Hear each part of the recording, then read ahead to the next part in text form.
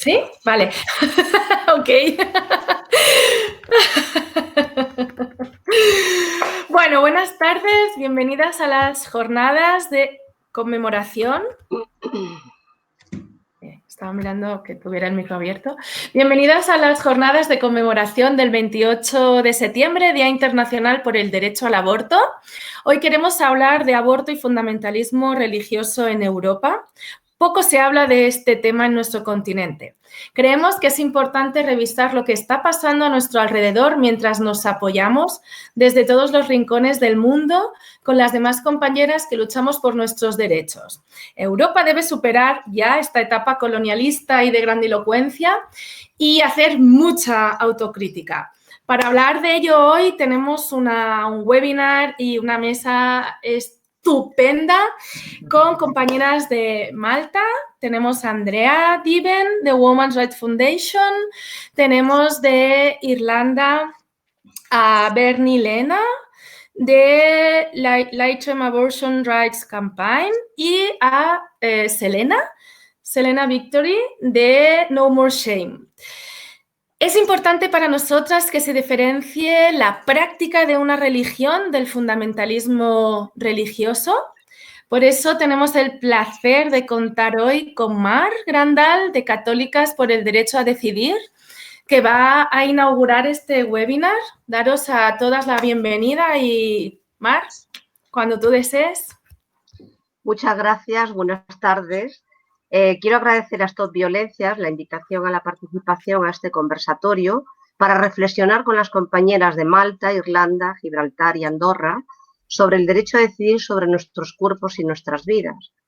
Comentabas antes el tema de los fundamentalismos y ciertamente creemos que en Europa no existen los fundamentalismos y realmente el fundamentalismo está atravesando precisamente todos los continentes. Curiosamente estamos aquí con cuatro compañeras que están viviendo situaciones de retroceso grave, ¿no?, en el derecho a decidir de las mujeres, y creo conveniente que deberíamos abordar también el tema de otra mirada católica, ¿no?, para poder decidir en torno a lo que tiene que ver con nuestras valiosas vidas. Para ello, me gustaría comenzar presentando a Católicas por el Derecho a Decidir. ¿Quiénes somos? ¿Dónde estamos? ¿Y qué hacemos? Católicas por el Derecho a Decidir de España forma parte de la red de Católicas por el Derecho a Decidir de América Latina Caribe como miembro asociado. Como sabéis, están en 12 países de América Latina y somos un movimiento autónomo de mujeres católicas, feministas, comprometidas con la búsqueda de la justicia social y el cambio de patrones religiosos, culturales vigentes en nuestra sociedad. Estamos comprometidas con los derechos humanos, fundamentalmente con los derechos sexuales y derechos reproductivos. También defendemos y luchamos por la laicidad del Estado.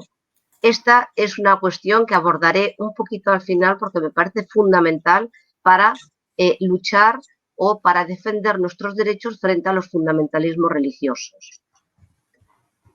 El ser y pertenecer a una tradición como la nuestra no nos impide, sino por el contrario, nos anima a no aceptar, sin más, con obediencia ciega cualquier directriz que emana de la jerarquía católica romana, basándonos en una profunda fe en el espíritu que no es patrimonio de nadie y que sopla cuando, cómo y donde quiere. Nos atrevemos a revisar, cuestionar, disentir y abordar desde la sospecha todo aquello que se nos presenta como incuestionable, pero que afecta al conjunto de la sociedad, especialmente a las mujeres y a las niñas. Católicas por el Derecho a Decidir se funda e inspira en la teología feminista y la promueve. La teología feminista busca comprender qué es lo que las escrituras y la revelación nos está diciendo actualmente. Cómo deconstruir una recepción que se fue tejiendo en esta revelación a lo largo de siglos, debido a que la sociedad estuvo ordenada y estructurada de manera con patrones patriarcales.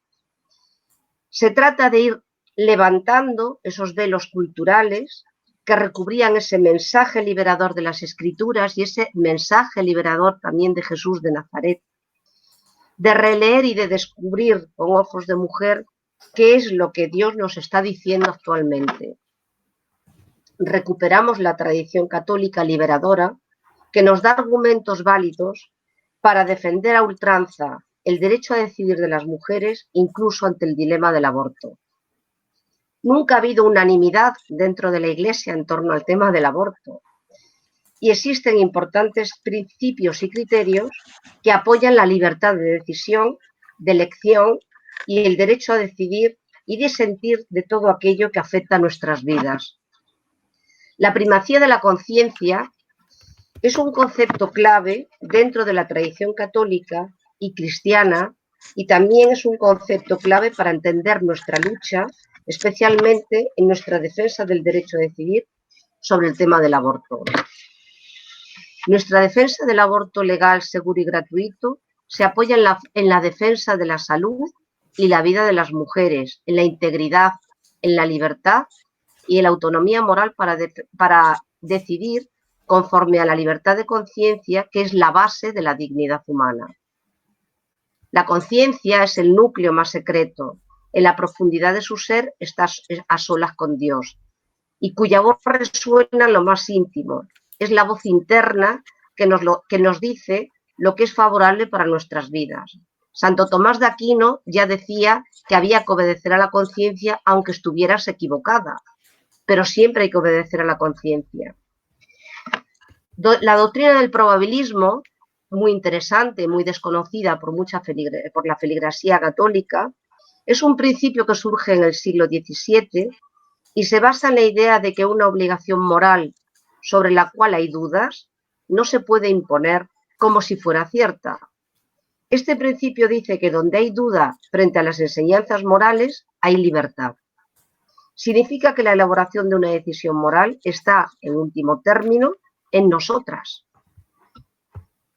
Somos nosotras con nuestra conciencia las que debemos determinar lo que es bueno o lo que nuestra conciencia nos está diciendo. No depende del permiso de las autoridades. Fundamentalmente otorga el derecho a disentir de las enseñanzas de la jerarquía católica en cuestiones morales.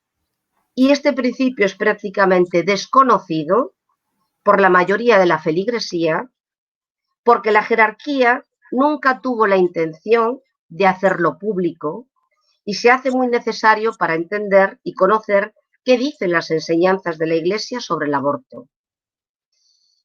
Otra mirada católica es sobre el derecho canónico. Esta es una campaña que hicieron las compañeras de México, en la que el Código del Derecho Canónico, que es la ley interna de la Iglesia y que recoge eximentes o atenuantes de culpabilidad a la máxima pena que aplica el mismo código, no condena a las mujeres que abortan ante determinadas circunstancias.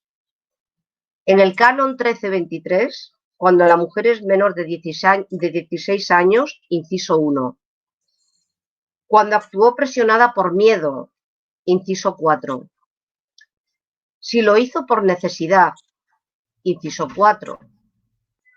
Si actuó para evitar un grave daño, inciso 4. Y cuando ignoraba que infringía una ley, inciso 2.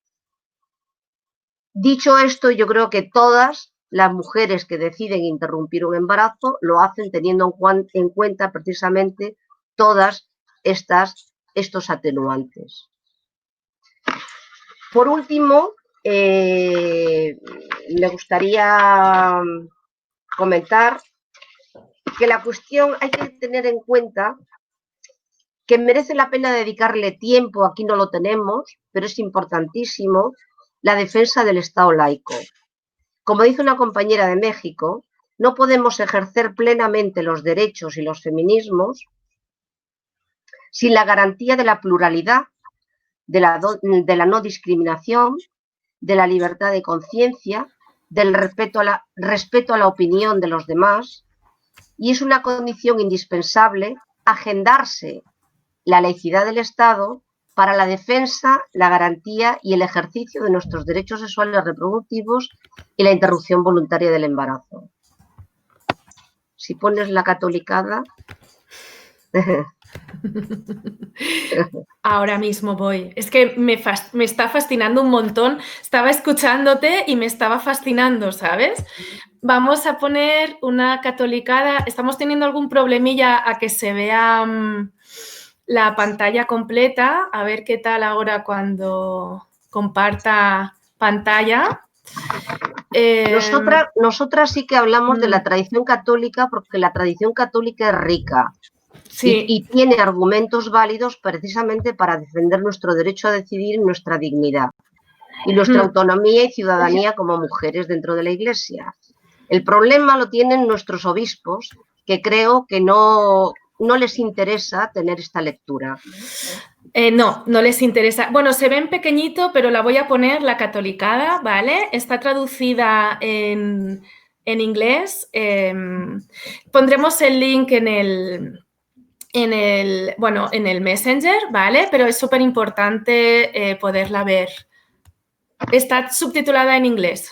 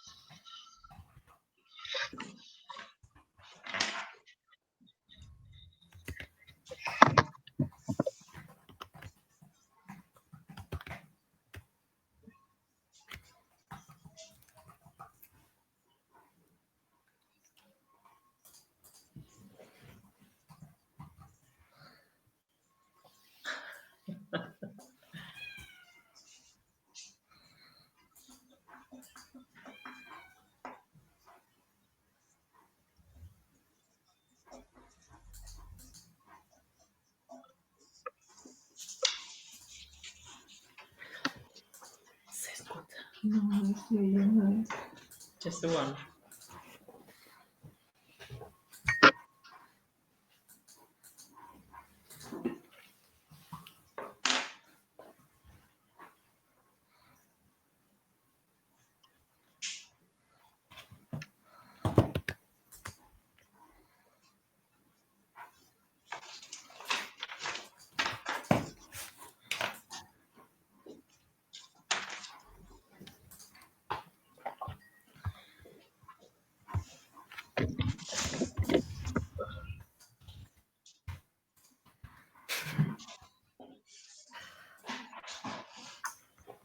This is interesting, right? I'm on mute.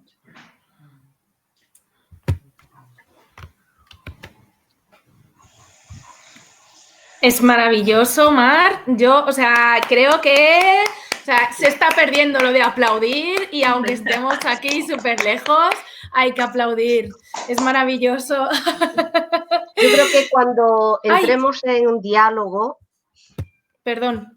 Sí, cuando entremos en un diálogo... En un diálogo con las compañeras, creo que todavía puede haber mucha más información, riqueza, datos, para poder compartir entre todas. Gracias, Mar. Eres maravillosa. Tenemos a Andrea Diben, de Malta, de Women's Rights Foundation. Ahora lo vamos a hacer al revés. El speech de Andrea va a ser traducido en castellano en el chat. Thank you so much, Andrea, for to be here. And thank you for inviting us. And I am very happy to be in this webinar, and especially to see you and Selina and Bernie, and to be able to be together, because of course this year none of us could organize anything big for the Safe Abortion Day, but at least we can still do it online. And so thank you so much for inviting us and finding a way to be together. Okay, so shall I start?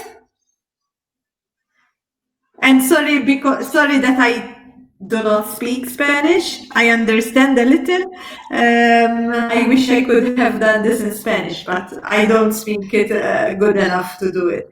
So a little about Malta. In Malta, we have a total abortion ban. So the law on abortion in Malta is one of the most restrictive in the world. Abortion is not allowed by law in any circumstance, not even to save a woman's life. And not in any of the other, sometimes in some restrictive regimes, there are certain allowances for health or for fatal fetal anomaly or for rape. Those do not exist in Malta. The Catholic Church and, of course, those people who are against abortion have used, sometimes they say it is not true that there is a blanket abortion ban, because what is allowed sometimes is what they call the principle of double effect. So basically, if the intention is not to actually do an abortion or harm a fetus, there can be a potential termination because the intention is to save the woman's life and not to terminate the fetus. But however, this is only a principle and it is not something that is written in law. And we all know how wrong that can get, because decisions are left to the last minute sometimes. And the conditions of a woman's health can deteriorate very fast. And we all know how that resulted in the death of Savita in Ireland. So this is something that could potentially happen in Malta. We know that we have got very close to it. We had a story by a woman recently who was flown away through her insurance quickly to France so she could have a termination to save her life, because the doctors in Malta did not, they thought, it was not a case of the principle of double effect could not apply there. So, but this principle, which is a St. Thomas Aquinas Catholic principle, is something that is used a lot to say that abortion in Malta can happen to save a woman's life, and legally it is not the case. Of course, as I said, Malta is a Catholic country. We have in our constitution, we have in Article 2 that Malta is a Catholic country and that the Church has the obligation and the responsibility to guide the nation on what is morally right and what is morally wrong. We also have a large portion of the population who is still baptized as Catholics. The number of practicing Catholics has been declining. The number of people going to church has been declining. It's still very high. It stands at around 40%. But it has been declining for around 10% every decade. We also have a lot of Catholic Church-run schools. Around 1/3 of all children in Malta go to Catholic schools. And apart from that, religion is taught in all state schools. So all state schools teach religion. It is a compulsory subject. Now you can opt out of it and take ethics instead, but even through other subjects and through the ethos of the schools, you can still, they are still very Catholic. So even state schools celebrate a lot of Catholic celebrations. They have prayers. So the influence of the Catholic Church is still very, very, very powerful. Of course, even up until last week, we had a bishop saying abortion is very similar to slavery. So comparing abortion to slavery, and so we have, of course, different members of the Catholic Church that are very much talking and getting media attention about abortion. The pro-choice movement in Malta is very young. And for a very long time, there was no pro-choice movement, even though Malta had a blanket ban on abortion. It had around 9 pro-anti-choice organizations. They called themselves pro-life. So we had a lot of organizations who tried, who still, even though there is a blanket ban, but they are still here, and they organize their marches every year. And they even tried, when Malta joined the EU in 2004, they tried to put the abortion ban in the constitution. But at least in that regard, they failed. So we do not have a situation like Ireland. We do not have abortion or the right of life to the fetus in the constitutions. Our abortion law is in the criminal law, and it has been there since the 18th century, and it has never changed. It is only a few lines. And the abortion, the punishment, even though it is criminal, it is not as harsh as in many other countries. So basically, a woman who commits abortion in Malta can be jailed for 3 years, and the doctor or anyone else who is assisting her can be jailed for 4 years and have their medical license revoked. So this is the law. So the punishment compared to the total ban is not as harsh as it was and as it is in some countries where there is a lifetime imprisonment, etc. So the law in Malta never saw abortion as such as a crime as bad as, for example, homicide. It always allowed that, even though the Catholic Church is so. I think in terms of the influence, of course, of the church, it has been diminishing, and we have seen this even with the divorce referendum in Malta. Malta did not have a divorce law until 2011, and we actually got divorced through a referendum. And the church thought that they were going to win that referendum, and they got a very, very nasty surprise when they realized that it did not happen. And since then, they have tried to change their tactics and become more moderate, even when it came to LGBT, even when it came to emergency contraception. We had the bishop saying some very surprising thoughts about the morning after pill, and he said it can be proven that it is not abort efficient. He would have, he does not think that he should interfere with the state.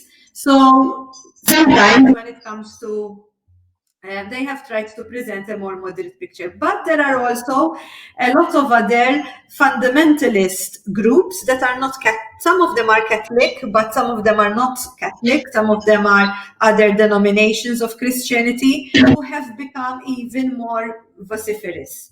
And they are the ones, for example, who organize or are very present when we organize discussions or debates, and they organize counter protests, and they bring their people to call us names, and they call us all sorts of names, and they are, of course, against they are fundamentalists. They are against LGBT. They cover the whole lot of that. What else can I say? Well, basically, as I said earlier about the pro-choice movement, it all started, women were very silenced. It's a very Mediterranean culture. Apart from the Catholic Church, there is a lot of influence that I think comes from our culture, Mediterranean culture, where we have problems in various areas related to gender equality, women's role in society. The motherhood is considered as something that is sacred. The Virgin Mary in Malta is a very, very, very popular icon. So sexuality of women and controlling women's sexuality has always been a feature. At the same time, women the attitude is that women lie, that women are not to be trusted, that we are a bit like Eve in a way, so we can be very manipulative and we can be witches. So we hear this discourse and this rhetoric where they call us witches and they call us children of Satan and all of this. So there's a lot of religious connotations there as well. So for a long time, Malta is very small as well. It's a very small island. So a lot of women were afraid to speak up. A lot of organizations were scared to speak up because of repercussions on the job, potentially with their families. And this led to the pro-choice movement and even the feminist movement being very, very, very quiet and very, very silent. Only about 4 years ago, we started campaigning first for emergency contraception. So that was our first step. I would say the other changes, socio-cultural changes, paved the way for that as well, because we had marriage equality, we had divorce, we are the most LGBT-friendly country in Europe, if not the world, so these changes started happening slowly. After managing to get the emergency contraception, the organization, Women's Rights Foundation, we started realizing there is a lot of ignorance, because one of the biggest effects of the Catholic Church, because they control education, is that when it comes to educating people on sexual health, on reproductive health, on abortion, basically this is how you brainwash. You brainwash them since they are young.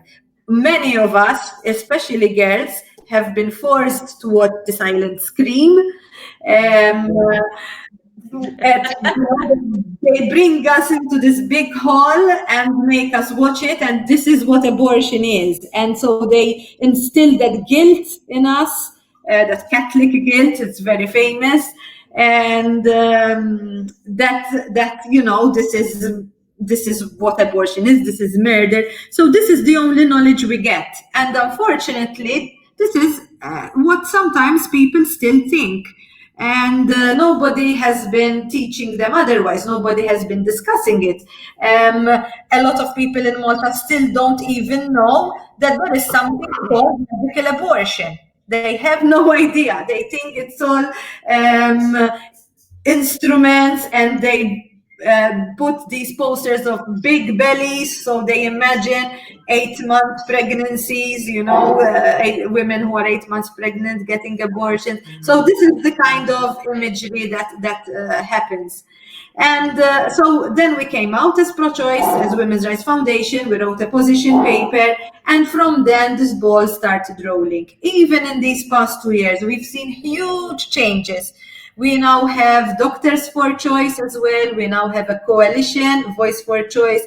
We have ASN, Abortion Support Network, who help Maltese women. We have organized our first pro-choice rally last year. We have now also launched a family planning advisory service. It's a phone line and a chat, and women can call us, and not just women, anyone can call us. And so we have been doing quite a lot. And the word abortion, we have break the taboo, where women send their stories as well. So there's been so many things going on. And the biggest thing is that abortion now is not taboo anymore. And there has been many pro-choice people coming out. It's a bit, like coming out of that closet that you are pro-choice. And lately we have also had some politicians who have actually said, I may not like abortion, but I think we need to discuss this, because many women are suffering, and there is a huge group, there is a significant minority group of people who do not believe that our law is moral and just. So there should be a discussion. And so this has been changing. Okay, there is always resistance, there is always attacks, there is always a backlash, and so we have to keep fighting it. Yes, they're telling me 2 minutes left. So I think that is very important. One last thing I have to mention it, and this is the reason these 2 days have been crazy, and it goes to show how backlash can happen. Well, we used to think that in Malta, women there is a kind of laissez-faire attitude, you know, it's illegal, but women travel and everybody closes an eye. Well, yesterday we had the Court of Malta issuing a travel ban and taking the passport away from a woman because her partner, who is a domestic abuse perpetrator, claimed that she wanted to travel to have an abortion. It wasn't even true because the woman was happily pregnant, but even if it was, the court actually put a prohibitory injunction. They took her passport for 8 weeks and did not allow her to travel. We actually made a big fuss yesterday, and today this was revoked. Where easily be seen how our fundamental human rights, the right to freedom of movement, the right to privacy, can be taken away from us by the courts in Malta still through institutional violence, because there is this blanket ban on abortion, which can be used against us anytime. And in fact, I would like to invite you to visit our page, Women's Rights Foundation page. We have posted an event. We have started a campaign today called Never Again. And we would like even people in the international community, you know, to maybe participate in this campaign as well. Thank you so much. Thank you.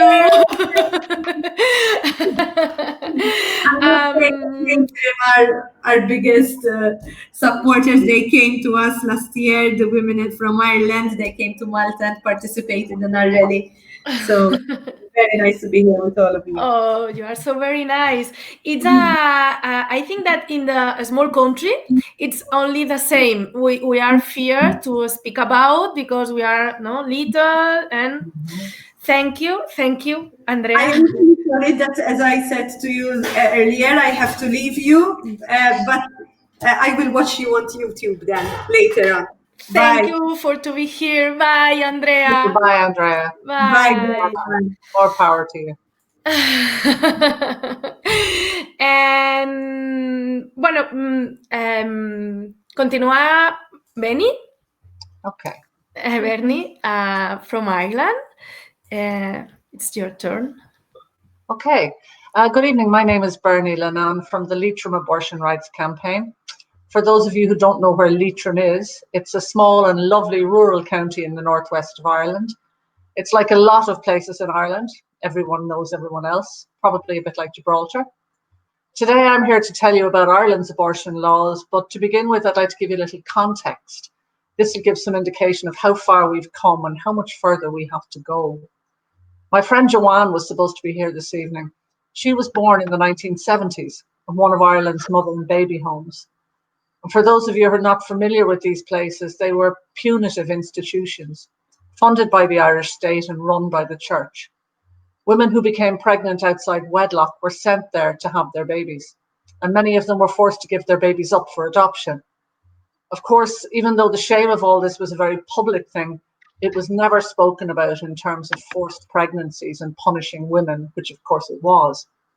Thousands of Irish women went through this system where they were repeatedly subjected to trauma and abuse.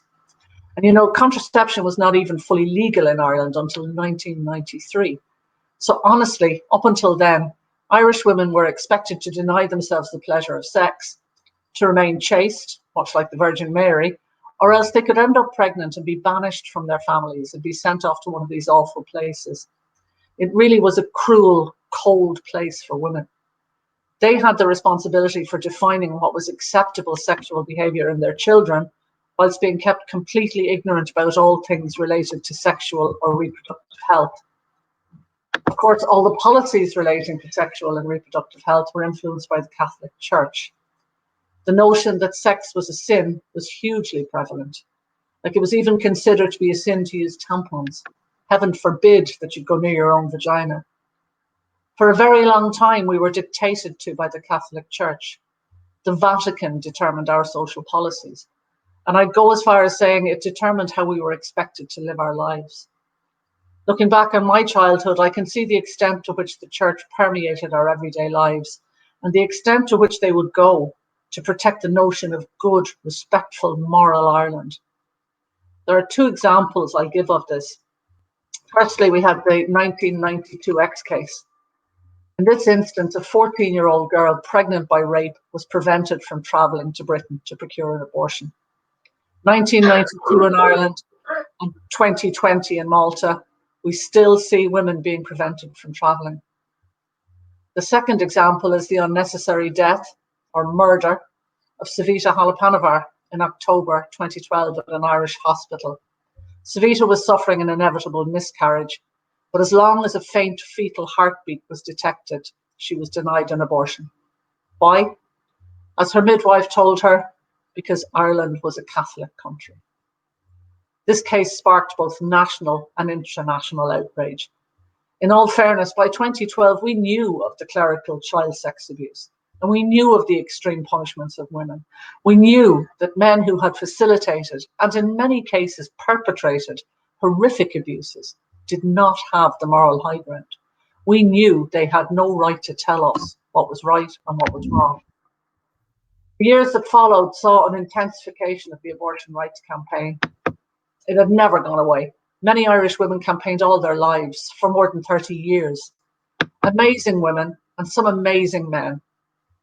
Finally, in 2018, Ireland held a referendum and the majority, again, echoing what's already been said, including many good religious people, voted in favour of legalising abortion up to 12 weeks.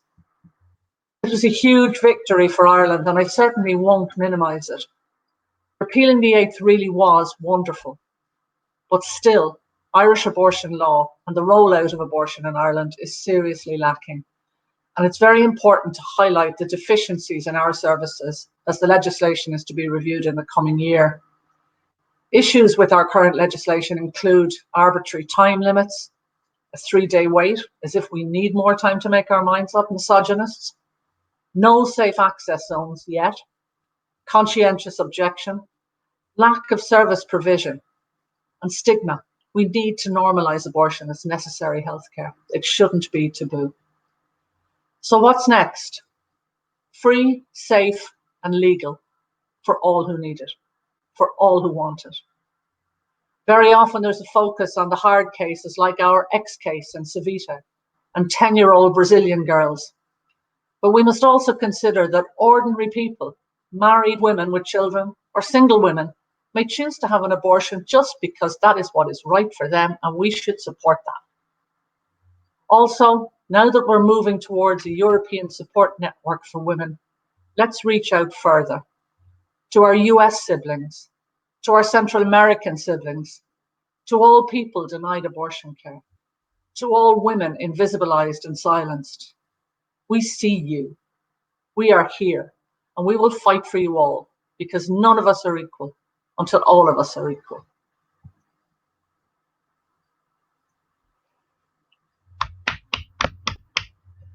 Wow, I don't know the word in English, but gallina de piel. Goosebumps. No te han escuchado, Goosebumps. It's yeah. It's very nice to be here. Very nice.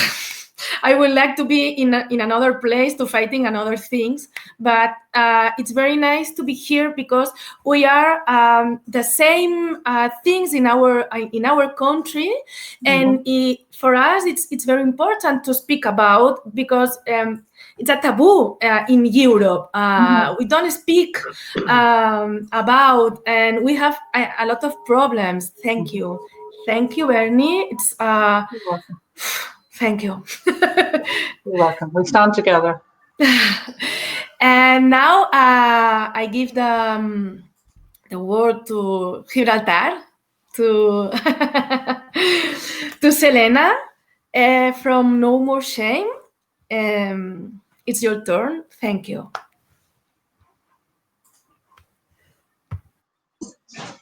Hello, hi, can you hear me now? Yeah. Hi Bernie, hi, well Andrew's gone, hi the rest of you. It's a pleasure to be here, to be invited. It's interesting because I I can almost repeat word for word what Andrea said about the culture of Malta and the culture of Ireland, because we also have that very similar culture here in Gibraltar, being a very small, strongly Catholic community. But I'd like to focus a little bit more on what we have been doing in Gibraltar in the last few years, because it's safe to say that we were kind of in a little bit of a limbo here for a long time. And it was only about 3 years ago that Gibraltar kind of realized what our legislation really meant and what the implications were.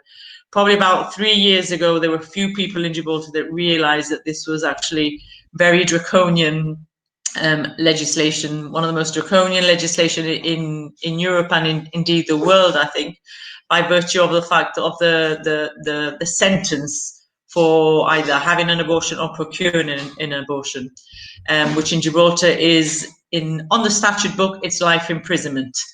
It has never been tested, but it is still there, and that is what the punishment is. So when a local women's association group started to get a little bit more involved and started highlighting the fact that we had no proper reproductive healthcare services or contraception services, they highlighted the need for abortion services as part of a package of proper sexual health service. And this immediately caught the attention of the local press, and it immediately caught the attention of the church and caught the attention of the bishop. And the subject, which we probably would have gone maybe not very noticed, became kind of really, really, it lit the imagination and it lit the debate in Gibraltar. We have a very predominantly Catholic community here, and it rapidly became apparent that behind closed doors, either officially because of our local health services, or unofficially, terminations were actually being carried out all the time. Gibraltar women were having terminations. They were either being carried out in the UK in the case of fetal anomalies, on life-threatening pregnancies, or they were being carried out in Spain. We have a border with Spain, and the nearest Spanish town is 20 minutes away. So people were just going to the abortion clinic in Spain. Subsequently, a few local women were brave enough to tell their experiences locally and internationally, some international media attention, retelling their experiences of having to go essentially to a foreign country and what that meant for them, not being able to have any counselling, not being able to discuss this, and the cloak of secrecy and shame which was attached with having to seek an abortion in another country, and having to pay for that yourself as well, sometimes at quite expensive, extortionate rates. So the charity No More Shame, of which I'm a founder member from, was one of the pro-choice groups that was established at this time in the last 2 or 3 years. And we campaigned to change the law, but also to reduce that stigma. That's where the word no more shame comes from, because we immediately realized, as we had information stalls, that there were people that were coming up to us and saying, I had an abortion 30, 40 years ago and I've never told anybody. And people had carried this shame for years and years and years. So that was our aim as well. It was to actually challenge the misconception that abortion wasn't happening. It was happening, and it was happening under our noses, but just being swept under the carpet. In fact, our abortion rates, I think, were probably similar to the UK, which are quite high by European standards, I think. So, but we only knew this really anecdotally because there were no statistics, so we had to get statistics from the clinics in Spain, and try and do a little bit of research that way. There was only one independent MP in our parliament, Marlene Hassan Naon, who was addressing the issue in parliament and calling for a change in the law.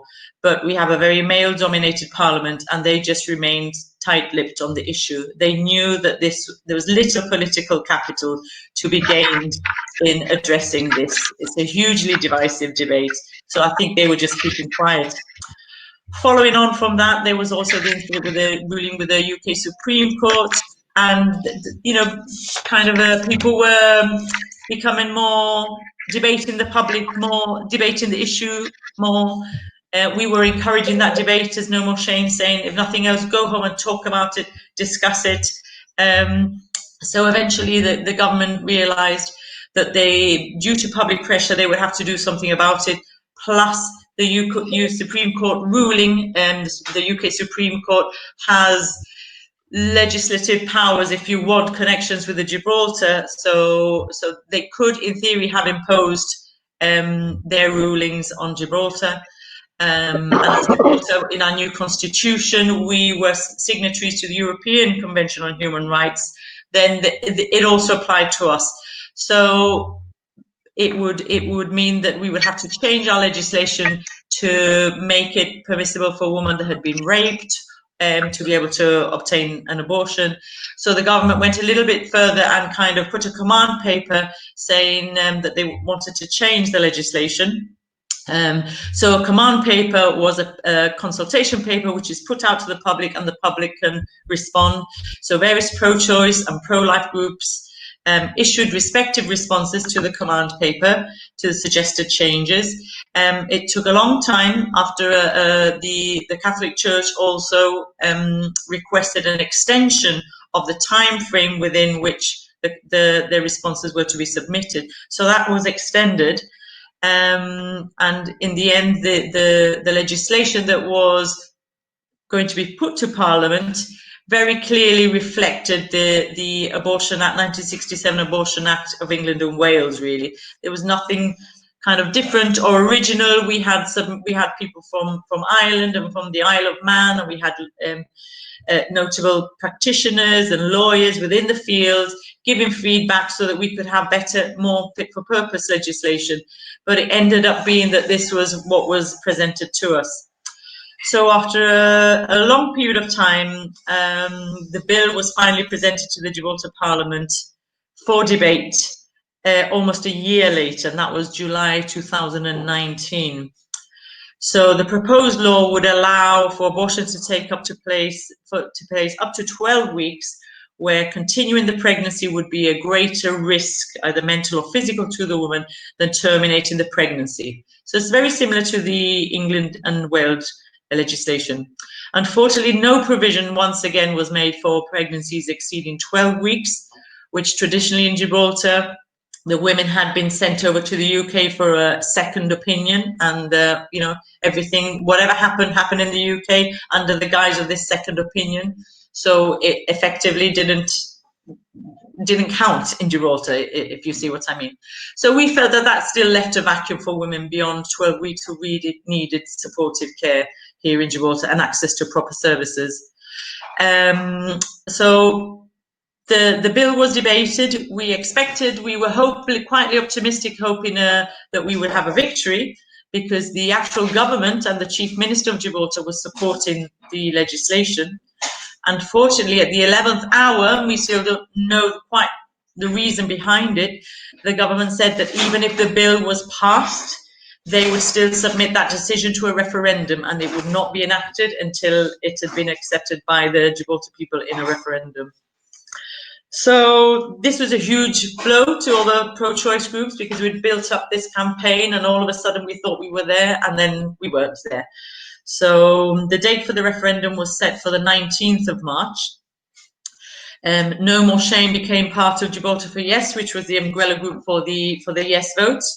And the pro-life side, or the anti-choice side, was represented by the Gibraltar pro-life movement group, which is predominantly, but not exclusively, the Catholic Church. There were other faiths there involved, and obviously other individuals. The referendum campaign began almost as the COVID pandemic began to spread across Europe, and fingers crossed, we really, really hoped that we would make it to the finish line and have the referendum. Polls suggested that we would get a substantial majority in favour of a change of the law. It had been a hugely divisive debate, so we all just wanted it to be over, and we wanted to move forward in an atmosphere of healing almost of the community, and we didn't just want to win a vote. We wanted to win the hearts and minds of the people, if you want. We wanted people to understand why this was necessary and why this was part of women's human rights and sexual health, reproductive rights. But a week before the referendum, the final lockdown restrictions hit Gibraltar, and so the referendum was cancelled. So that was another huge blow, because we were days away from an almost certain victory. So once again, the bubble burst and the impetus kind of went out a little bit of the movement. 6 months down the line now, we still have no date for the referendum. We're moving towards another wave, if you want, possible COVID wave, so it is unlikely that the referendum will be held this year. We also have Brexit to deal with, because Gibraltar is obviously involved in Brexit as part of the UK. And even though there was provision for proxy voting and postal voting and maybe an online referendum could possibly have been held, I don't think there is an appetite for it now. The government seems to have put it firmly on the back burner. And the public debate has also died down. It's almost like we're talking about losing all our elderly, you know, all of a sudden. Why would we start talking about abortion when we're so concentrated on saving lives on the other hand? So the kind of steam has really gone out of the movement, which is quite frustrating for us at the moment. We have been trying to find out what's been going on during lockdown. Travel was restricted between Spain and Gibraltar, but because we're two such close communities, we found that people were still accessing the abortion clinics in Spain, because as long as you had a letter for an appointment from a medical clinic, you were allowed to cross the border. So we found out that there were people still going. And in fact, the numbers were increasing of people that were in the first 6 months that sought appointments at one particular clinic in Spain. We also found out that we have abortion support network also helped established itself in Gibraltar in 2018, but we also found that more and more people were actually accessing Women on Web and seeking the abortion pills online. So Women on Web saw a very large increase the first 6 months of breakdown. So I think the kind of people were thinking, oh, if we have really tight restrictions and no access to face-to-face services, abortion rates, people won't be having abortions. But what we have found out is that people are still having abortions. People will still always find a way to access reproductive health care. And although we are really grateful that people can access pills online through reputable websites, it doesn't substitute us having, you know, our campaign here. And we will continue to fight for home, safe and legal abortion here. The whole debate, obviously, this year has opened about people managing their abortion and not having to have those face-to-face consultations with medical professions, but being able to do things, you know, with a bit more privacy, a bit more dignity and a greater degree of control. So we hope that we will learn from that. But I fear that maybe our legislation, which was already out of step, might be even more out of step now, because there was no provision in it for, like you say, online facilitation of services. So I don't know if we're now going to be even more, we're going to pass this legislation and we're still going to require a huge mountain of work to see how these services are going to work in real time, in real life. So that's where we are at the moment. We've had huge support from the international community. We've had Bernie and Joanne and Andrea, the Leitrim girls there came for our big pro-choice march, and Mara Clark, and we've had lots of support and bit links with Malta through social media. So it's great now to have links with Andorra and with our neighbours here. So that's really fantastic. We're really, really grateful for that. And we hope that it makes a difference to us, and I'm sure to other small communities, knowing that there's people out there kind of willing you all and helping support you. So I'd just like to say thank you to everybody, and this is a great opportunity. Thank you. Oh, thank you, Selena. Thank you. Well, it's my turn. It's Gibraltar, Andorra. It doesn't exist, but I think that Gibraltar No, tampoco? Even less visible. Even Sí. less visible. We need these meetings. We need to speak about. I think about this. I hear you and hear Bernie. I hear Mar. I hear Andrea, and I would like to be more webinars, more things. It's great to be here. Now I speak in Spanish, and you can seguir. You can Seguirlo, sí. ¿En You can inglés? follow up. You can follow up. Voy a hablar en español. Voy a hablar de la situación en Andorra. Y, a ver, es para mí un placer combativo estar hoy aquí con vosotras, con las compañeras de más entidades de Europa. No me cansaré de decirlo esto, donde se vulnera nuestro derecho humano de nosotras las mujeres a abortar y a decidir sobre nuestros cuerpos, imponiéndonos un dogma de fe anacrónico y quiero recordar que contrario a los principios de la ciencia. Quiero recordar que nos manda un organismo a nosotras en Andorra, como la Iglesia Católica, que no secunda la evolución de la teoría de Darwin, que mató en nombre de la Santa Inquisición a millones de mujeres en el mundo para quitarles las tierras y arrancarles los conocimientos que estas sabias mujeres poseían. Para mí, estar aquí hoy es una cuestión de justicia social. Por eso batallo los derechos que el fundamentalismo religioso nos ha quitado en nombre de Dios. Pues bien, hoy quiero honrar a todas las mujeres asesinadas por esta institución, por el patriarcado y por los que nos odian, en nombre de la Madre Tierra. Me gustaría empezar diciendo que una teocracia es un gobierno basado en la creencia de que el Dios que rige la religión oficial, en nuestro caso la católica, también es el responsable de regir los aspectos de la vida política, económica y cultural. En el Principado de Andorra no podemos abortar porque el obispo Joan Enric Vives no nos deja, literalmente, abortar. Incide en los asuntos de Estado, hace política junto a los y las parlamentarias y es más, nuestro jefe actual del gobierno, el señor Xavier Espot, elegido en las urnas, descubrimos hace poco que en enero de este año se reunió con el secretario de Estado del Vaticano para hablar de asuntos del Estado andorrano y estuvieron debatiendo sobre el tema del aborto. A nosotras no nos han reunido nunca a hablar seriamente sobre este tema. Es más, a nosotras se nos ha dicho por activa y por pasiva, se nos ha dicho en reuniones a la cara y se ha dicho en prensa que este era un tema que no se iba a tocar nunca en Andorra.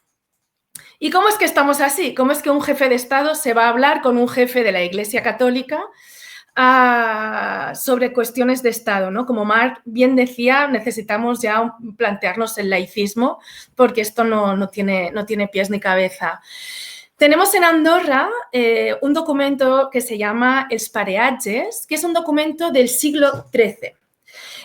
Lo voy a resumir un poco porque es muy largo este documento, pero es un documento del siglo XIII que continúa vigente, o sea, continúa estando a la orden del día y este documento está por encima de nuestro Parlamento, el que elegimos, ¿vale? ¿Qué dice este documento? Dice que en Andorra tenemos dos jefes de Estado a los que llamamos coprínceps o copríncipes, por eso somos el Principado de Andorra. Estos son actualmente el obispo de la Seu d'Urgell de Cataluña y el actual presidente de la República Francesa, que los dos gobiernan en igualdad, que si cae el uno, cae el otro, y que a los dos actualmente les estamos pagando tributo, les estamos pagando dinero por ese cargo. ¿De cuánto dinero estamos hablando? Pues estamos hablando de unos 700.000 euros entre los dos coprínceps, actualmente, con la crisis económica que tenemos. Esto es público, está en los presupuestos del Estado. Y lo más importante, y lo que nos convierte en un país feudal y con una necesidad de revisión importante, es que nunca podremos elegir a estas dos figuras, a estos dos coprínceps, ya que uno viene determinado por la Iglesia Católica y el otro viene determinado por el pueblo francés. Por lo tanto, esta soberanía que representa que tenemos por nuestra Constitución, pues no acaba siendo tan soberana, ¿no? Nos han camuflado un estado feudal y teocrático bajo el nombre de coprincipado parlamentario, que es como le hemos dicho al mundo que nos llamamos. Y no es más que un camufle muy bien hecho para hacer ver que todo cambia sin cambiar nada. Siento una profunda indignación por lo que está pasando en mi país, porque ya desde esta raíz que acabo de explicar, avanzar en derechos en general es muy difícil, pero cuando hablamos de los derechos de las mujeres en particular, esto se convierte en una odisea, ya que el fundamentalismo religioso que nos mató y saqueó nuestras tierras y nuestros cuerpos, continúa mandando y gobernando por encima de un parlamento electo. Por eso, ¿hemos visto? We are coming. No sé qué has dicho, ¿vale? Is our bishop. Our hacker bishop.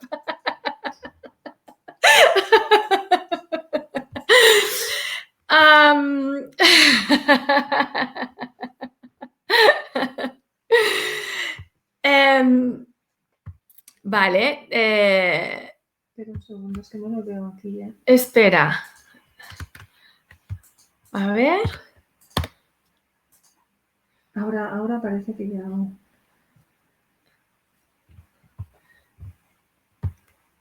Hemos retomado.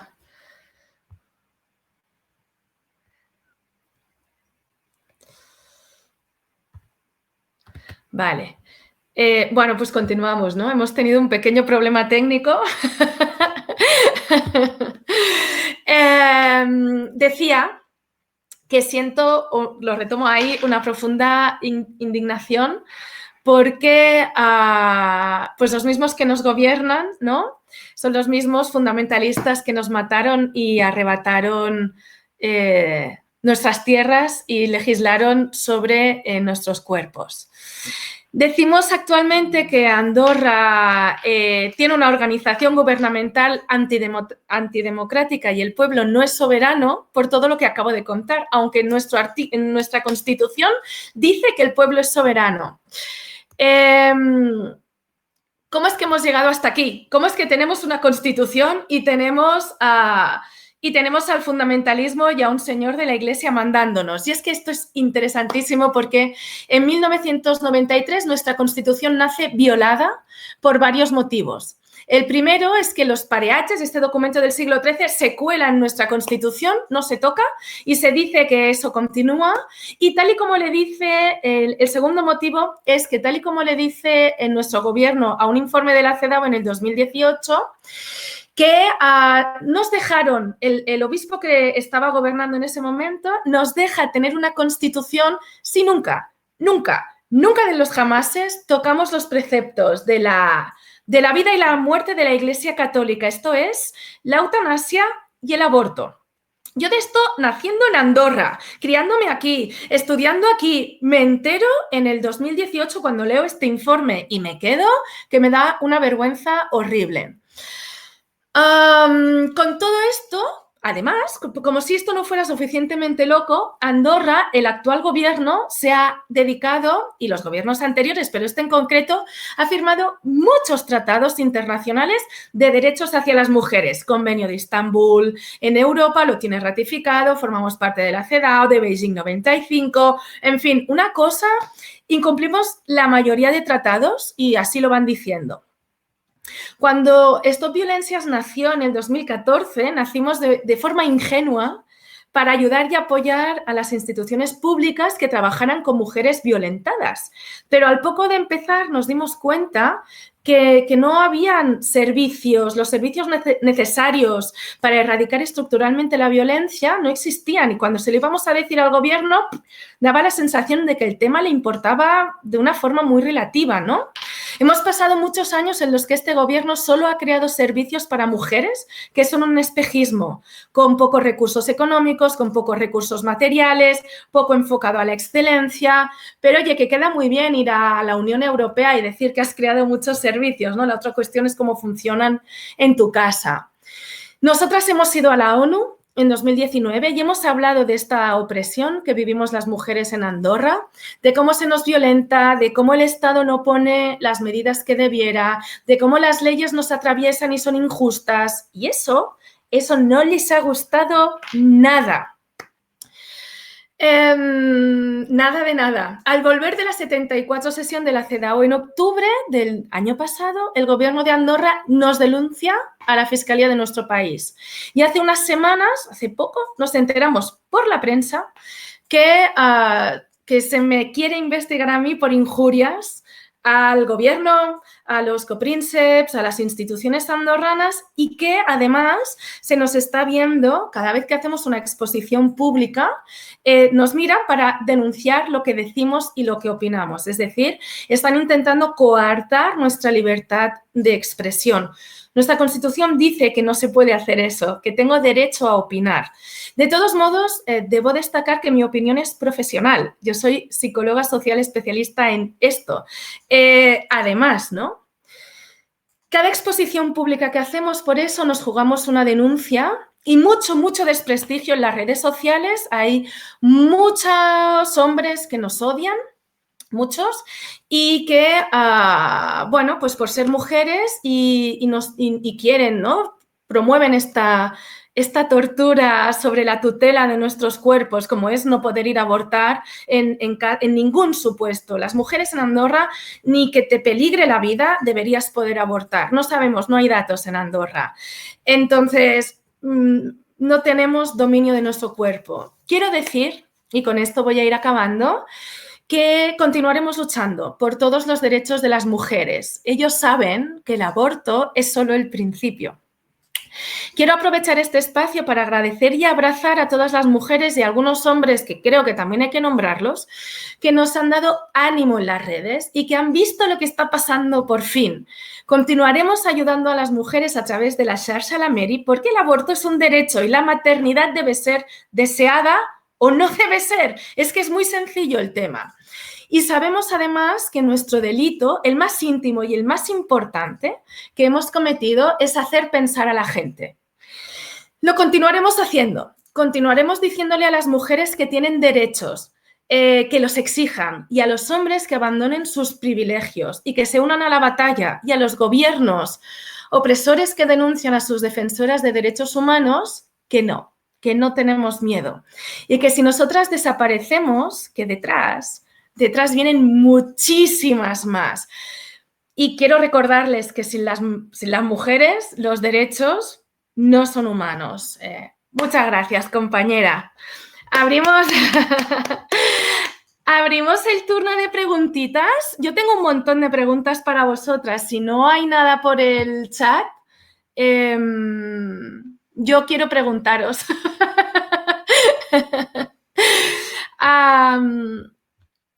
I would like to know if you have some dates, ¿se dice datos?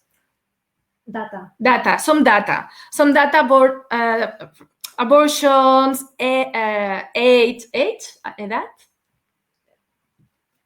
What kind? In Andorra, we don't have any data. We can have. Do you have? Bernie?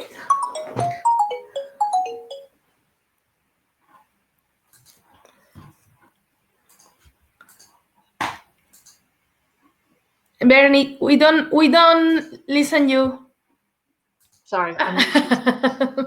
Data is a difficult one for us because until last year, abortion was illegal here.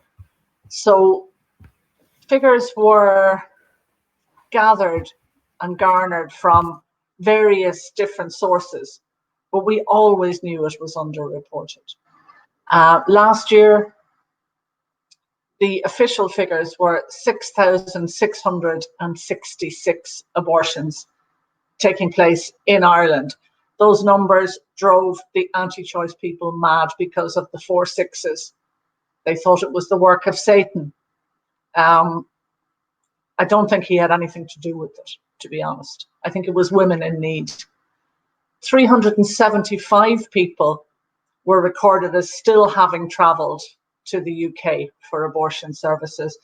These would have been people whose fetal anomalies were not fatal enough. Our legislation says that 2 doctors have to certify that the outcome of a pregnancy will result in the fatality of the fetus within 28 days. Now, doctors are under pain of a 14-year prison sentence if they get that wrong. So they're not always willing to sign off. So people who are presented with serious fetal anomalies still travel. So that's part of the data that comes in. We ended up with 7,041 abortions.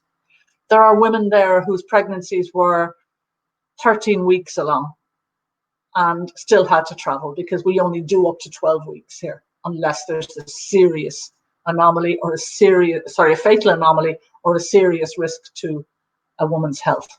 And again, those definitions are sufficiently or insufficiently vague to allow anybody to really avail of them. People are still having to travel because they can't get the care they need here. So our data is still not accurate enough.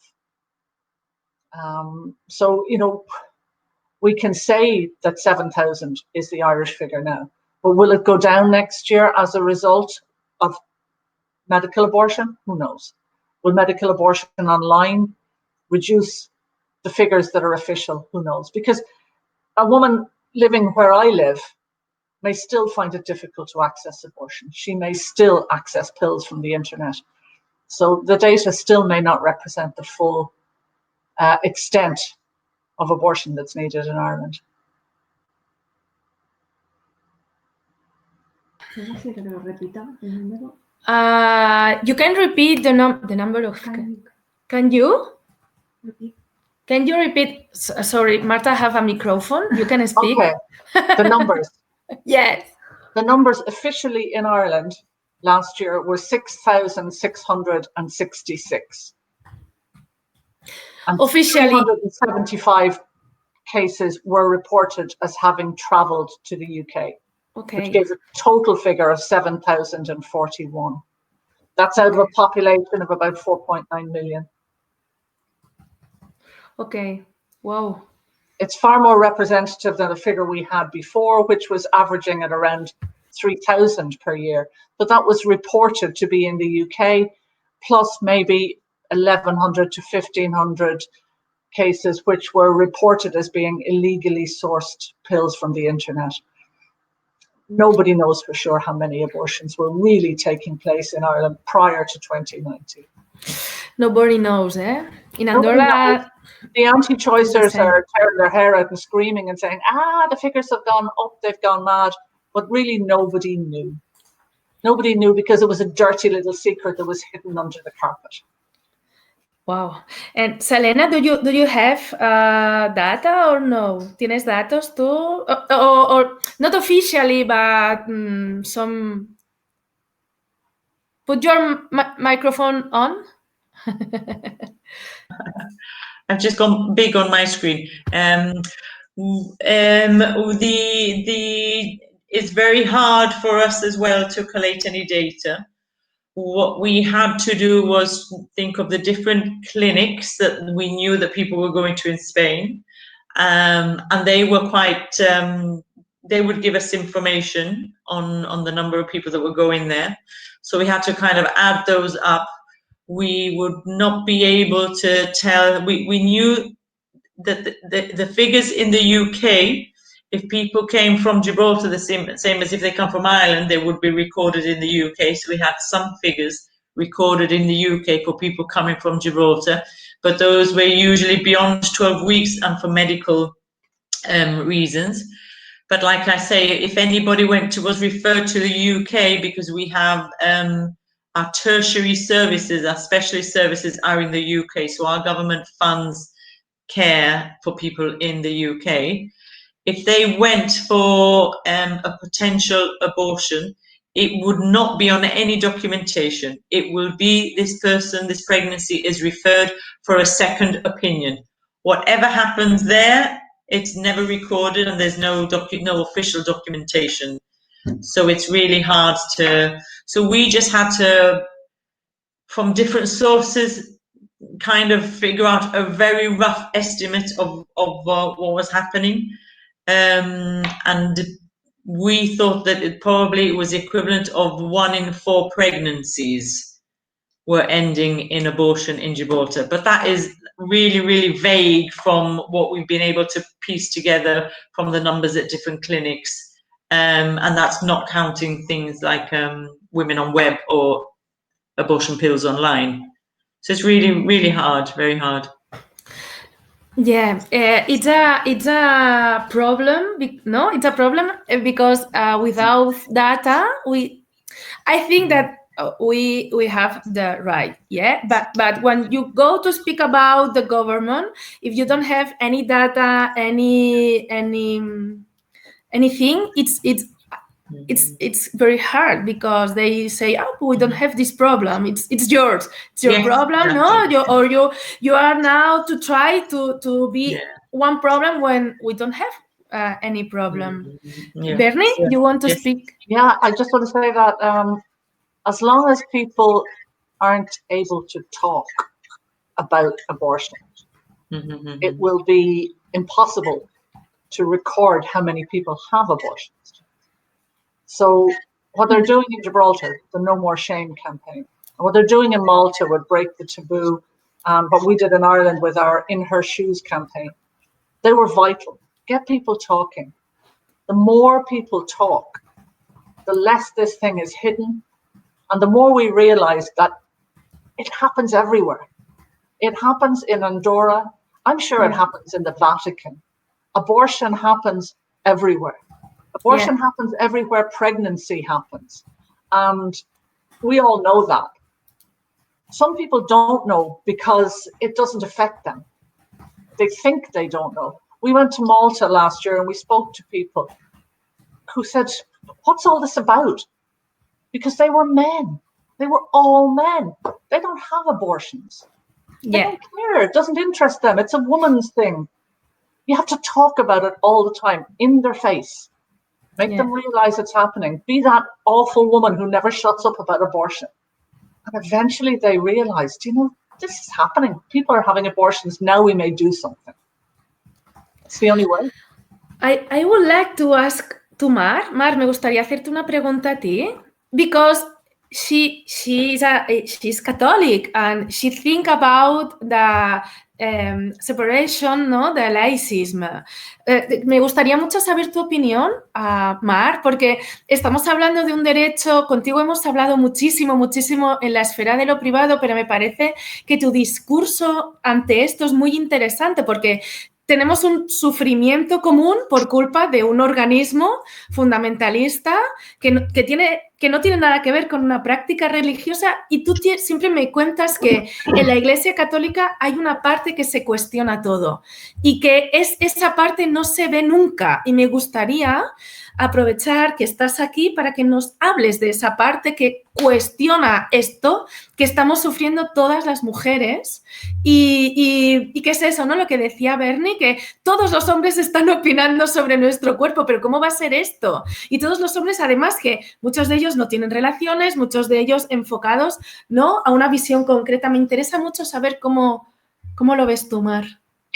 Verás, primero que todo me hubiera gustado muchísimo escucharlas, o sea, entenderlas, no escucharlas, entenderlas, porque oía permanentemente que hablaban de Iglesia Católica, Catholic Church, pero no sabía lo que decían, me lo imaginaban. Es decir, imagino que es la obstaculización y las presiones que hace la Iglesia Católica y sus voceros, porque a veces ya no solo es la Iglesia Católica, sino los voceros de la Iglesia Católica, que son seglares, son grupos seculares que han entrado en la arena pública. Y entonces son servidores, están los legisladores, están los políticos, están en la medicina, están en la educación, están, es decir, por eso es tan importante la separación Iglesia-Estado, un Estado laico y un movimiento laicista que esté luchando precisamente para que haya ese avance.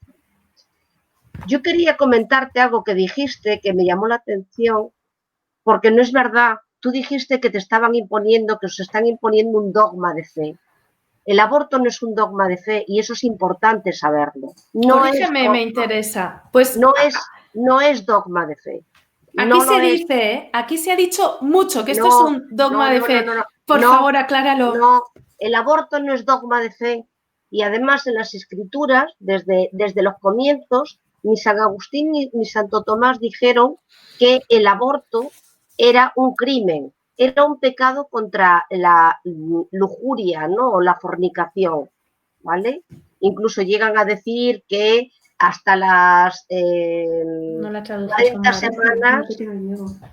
40 semanas en las mujeres, 40 días en los hombres y 80 días en los varones, ¿no? Incluso nosotras menos tiempo.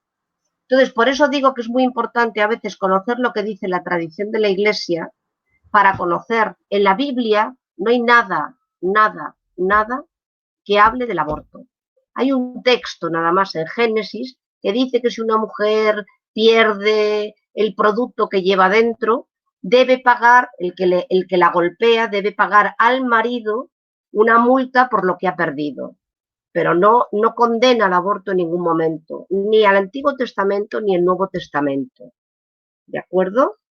Es muy importante porque ellos sí que ocultan, silencian todo aquello que las mujeres pueden tener para poder decidir. Por eso nosotras hablamos de la importancia que tiene la libertad de conciencia, porque la libertad de conciencia es sagrada, es decir, si Dios está habitando en tu profundidad y en tu ser, y tú estás decidiendo desde ahí, nada ni nadie puede meterse.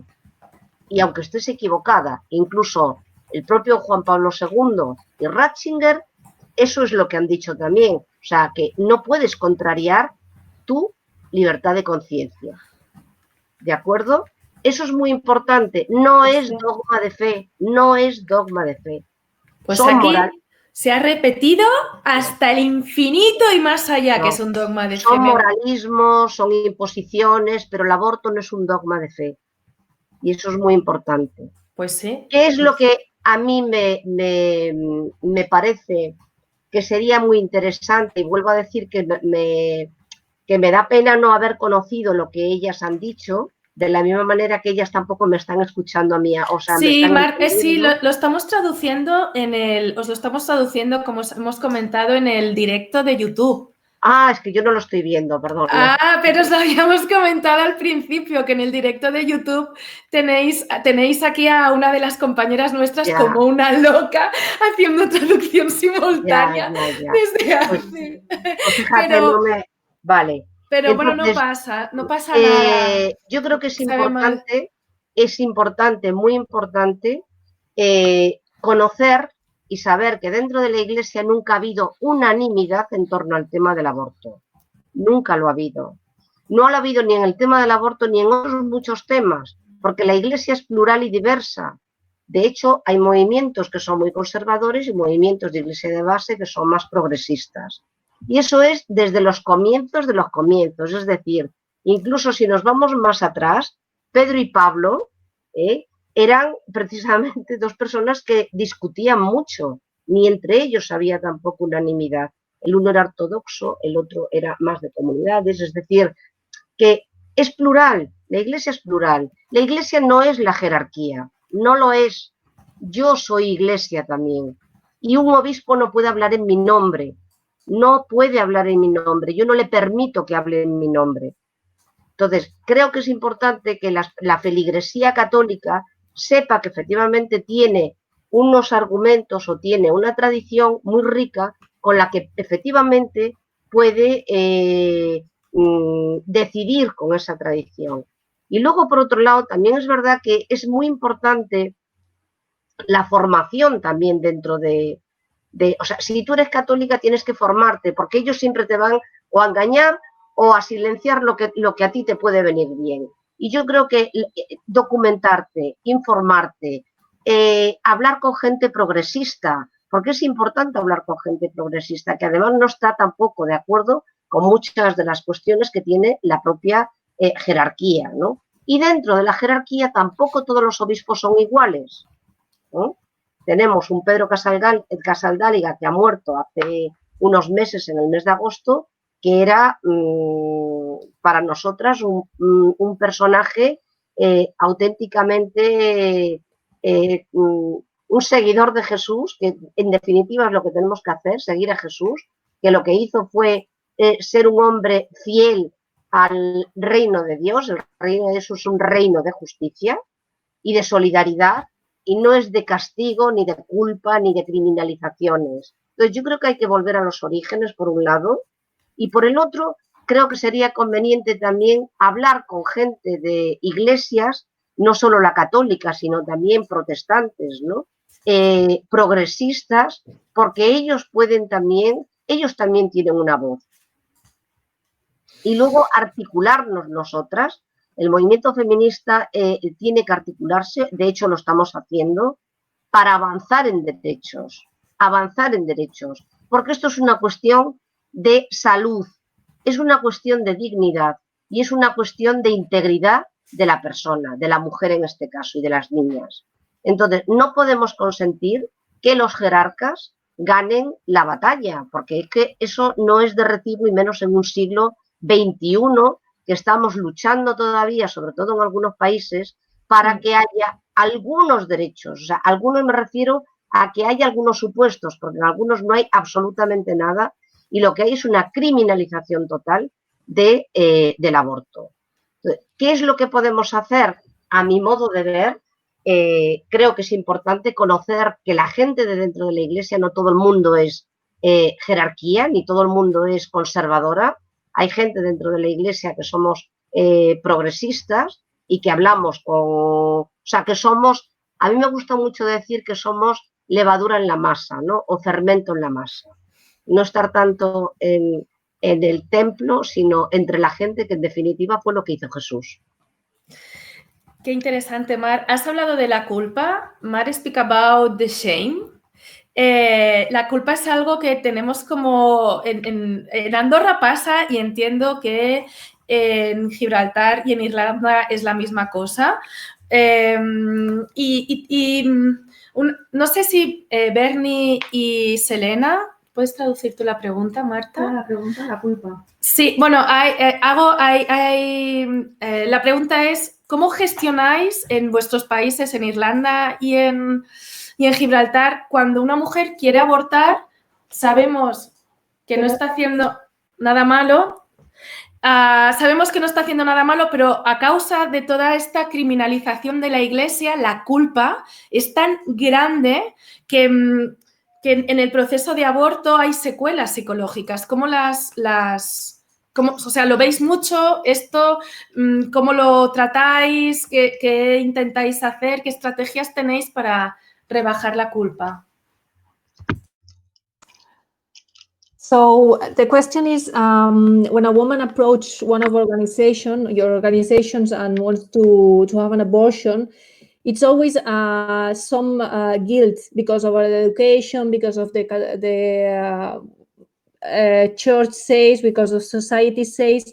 So how do you help her handle this guilt, that even if she's sure she wants to have an abortion because it's not viable to have the pregnancy, or she has decided on that, but it's still a little bit of guilt sometimes? And so the question is, how do you help them on that?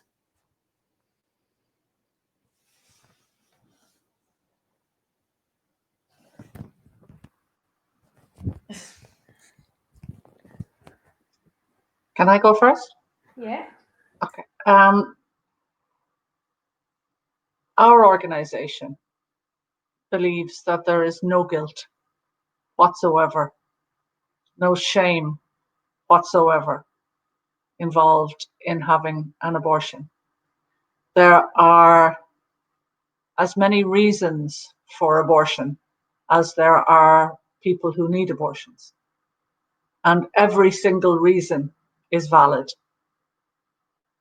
And we know that in good old Catholic Ireland, there are many of us who used to be Catholics, people like me. The guilt and the shame associated with being a Catholic is hard to shake off anyway, even if you have nothing to do with abortion. That comes with the tin. It's what, you know, it does what it says on the tin. Catholic guilt is something we carry with us all our lives. But we completely refute the idea that there is any guilt or shame associated with abortion. Abortion is healthcare. Nobody should feel guilt or shame going to their doctor or their abortion provider for healthcare. You don't feel guilty when you go in to have any other medical procedure. So why would you feel guilty going for an abortion? Simple as that. The two things are not related and should never be related. And if anybody came to me and said they felt guilty for having an abortion, I would say to them, why? Nothing you did was something to be guilty for. Nothing.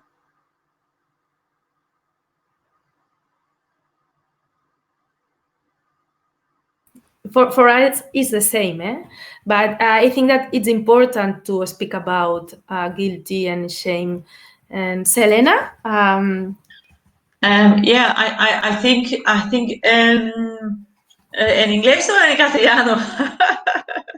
Si quieres en inglés. Me ha interesado mucho el discurso de mi compañera ahí, porque yo estudio un poquito de teología y me fascina todo lo que me está la teología feminista, ¿no? Pero bueno, me expreso mejor, me parece, en inglés, so I'll speak in English. We try to break. I think in Gibraltar it's religious, but it's also very cultural. So there's a big difference between the older generations and the younger generations. So you can have younger people of faith who or older. So it's not just the church, if you want. And I think here the church has learned, or certainly the anti-choice groups have learned, that if they make it a church thing to be against abortion, that people will rebel against that. So they are very, very careful to say, I believe this not because I'm a Catholic, I believe this because I am principled, blah, blah, blah, blah, blah. And so they strive to emphasize that it's a spiritual thing and there are other religions that share the same view. But I think it's very deeply ingrained that you have to try and unravel their thoughts for them to realize that it comes from a very deeply Catholic patriarchal place, even though they are not aware of that. And I think what we try and do is say that this is a human right, this is a medical issue, this is a human right issue. And very early on in Gibraltar, No More Shame for sure said we will not make this an anti-church campaign, because we will just put people in it, people who are of faith but maybe share our views, we will make them choose sides, and it will not help anybody in the end. We will make this about human rights, we will make this about healthcare, we will make this about access to reproductive care. We were from the beginning, we said in our campaign, we don't want any anti-Catholic rhetoric on our social media pages. Let's not make this about the church. Let's make this about healthcare, and let's make this about human rights. And if this is about healthcare, and if this is about access to healthcare because of any physical necessity, or most especially if this is about healthcare because of mental health needs and the mental health needs of the woman, why are we saying that those are any less important than the physical needs of the woman? So we've stressed, or the person requiring, an abortion.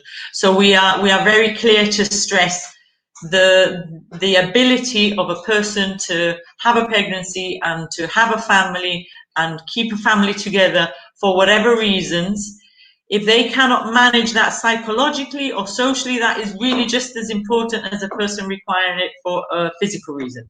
Because there was this opinion that, oh, if it's for your health or it's for the health of the baby, that's okay. And we have been trying to say, especially in these days that we're more aware of mental health, that since when did we stop caring about the mental health of families and the mental health of the family unit? That is just as important as the physical health. So we have tried to take away, if you want, the religious and the ethical argument out of the debate and make this about human rights and make this about access to healthcare. And I think in that way, you know, we have tried to destigmatize it in that way. But this guilt thing is so deeply ingrained, you know, and for those of us that carry this from, you know, if we had termination 30, 40 years ago, this is just there. This you can't just unpack it, you know, because this is something that you've lived with, not because necessarily you think that it was a bad thing to do, but what other people's perception is. So it's more, not that I think it was a bad thing, but oh my gosh, if my mum knew that I did this, or if my dad knew that I did this, you carry the shame for them almost rather than for yourself. It's very interesting. Mar, os voy a dar la palabra ahora. No se te escucha. If you want, si queréis, vamos a ir cerrando con unos 2 minutitos por cada una de vosotras. Sí,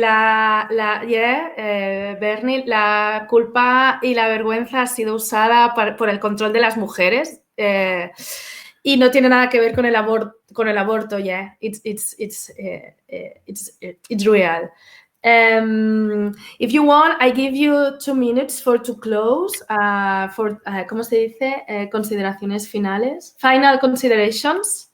Mar, voy a daros 2 minutitos para cerrar, ¿no? Y para decir consideraciones finales. Ha sido maravillosa y maravilloso estar aquí. Ojalá estuviéramos combatiendo otras cosas y no esto tan fundamental. Entonces, Mar, por favor, 2 minutitos para cerrar la mesa. Bueno, a mí me gustaría decir que es muy importante también cuando las mujeres feministas, ¿no? Y no feministas, muchas mujeres defendemos el derecho a decidir, el derecho al aborto, que sea legal, seguro, gratuito y con buena calidad. Creo que también es importante tener en cuenta que la despenalización de la conciencia es fundamental, porque no te vale de nada tener un derecho si esas mujeres no tienen la conciencia despenalizada y las está permanentemente castigando y se van a la cama sin decírselo a nadie con un terror espantoso a que si se mueren se van al infierno. A mí me parece que es un tema que hay que tratar, que hay que abordar, porque eso es de construir, es decir, qué tipo de Dios tienen esas mujeres, qué tipo de Dios le han enseñado tan monstruoso para que esas mujeres tengan ese pánico. Y yo he tenido una experiencia con una mujer que abortó, fui a una clínica, tenía era una malformación y lloraba amargamente porque decía que tenía miedo que Dios le castigara llevándose al otro hijo. O sea, a mí se me partió el alma. Ay, qué duro. Se me partió el alma. O sea, ¿cómo pueden tener una imagen o una idea o un concepto de Dios tan monstruoso? Pues ese concepto de Dios es el que ha ido durante siglos metiendo precisamente los patriarcas, los obispos patriarcales y los no obispos, también curas patriarcales, por el dominio y el sometimiento y la misoginia hacia las mujeres. Entonces, es muy importante trabajar precisamente con mujeres que sí son progresistas, teólogas, mujeres que están pues en alguna catequesis, vamos, yo diría más bien en teólogas progresistas o gente progresista dentro de la Iglesia para ayudar pedagógicamente a trabajar todas estas cuestiones. Me encanta, Mar, gracias. Sí, lo de la despenalización de la conciencia creo que es otra mesa que tenemos que hacer. Muchas gracias, Mar. Gracias a Muchísimas vosotras. gracias. Bernie, you can speak 2 minutes to close the webinar. Please. Okay, I don't think I need 2 minutes. My message is very simple. Without the ability to control your own body, you're not a full human being. And we can't take that from women. We can't keep that from women. The ability to make your own decisions about motherhood and your attitudes to it is fundamental to your freedom. So free, safe, legal abortion is a human right, but it's also a healthcare matter and should be provided as part of a 21st century sexual and reproductive healthcare system. Free, safe, legal for anyone who needs it, for anyone who wants it. Simple as that. Thank you. Thank you. Thank you, Bernie. Selena? Well, I just want to thank, it's been really, I could stay here for another 3 hours debating all this. But it's true, I think we can tackle the legislation, but there's a whole other thing that's out there, and that's what you were saying, about decriminalizing people's consciences and people's guilt, and making people think that this is more than just decriminalizing abortion. This is actually getting people to realize the fundamental principle of people having autonomy over their own bodies and how they decide to carry out their lives. And you can just change the laws, but then you can still have a lot of groundwork left to do to actually, for everybody to understand that concept. Because if people don't understand that concept, it's what you say, you can have the legislation and then there's just inbuilt delays, because you'll have conscientious objectors, you'll have this, you'll have guilt, you'll have shame, you'll have everything. So you'll have a bottleneck before even people get to that stage where they decide that they want to access an abortion. So it's more than just legislation, it's hearts and minds kind of things that we need to change. Yes, it's more than a legislation. Here in Andorra, bueno, I will speak from Andorra in another webinar. It's the same. It's the same. It's the same things. I think that I don't have anything to aportar, to add. Agradeceros, thank you for this webinar. Gracias por este webinar. I would like to be with you in other space. I think that we have a lot of things to speak about. Me gustaría estar con vosotras más veces, en más espacios, porque creo que tenemos mucho de lo que hablar. Thank you, and thank you for holding it. Thank you. And bye. Thank you. Bye. Solidarity always. Bye. Bye.